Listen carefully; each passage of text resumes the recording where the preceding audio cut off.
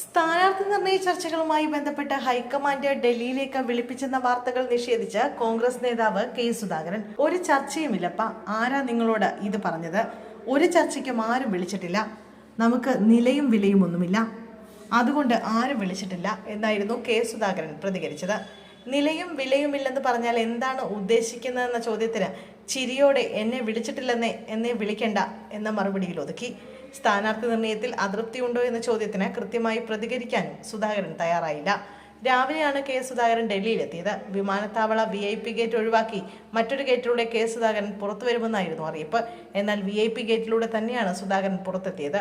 കുടുംബാംഗങ്ങളോടൊപ്പം സുധാകരൻ വാഹനത്തിനാണ് വിമാനത്താവളത്തിൽ നിന്ന് പുറത്തേക്ക് പോയത്. സുധാകരൻ ഇന്ന് പാർലമെന്റിൽ പോകുന്നുണ്ട്. അവിടെ വെച്ച് രാഹുൽ ഗാന്ധിയുമായി കൂടിക്കാഴ്ച നടത്തുമോ എന്നതിൽ വ്യക്തതയില്ല.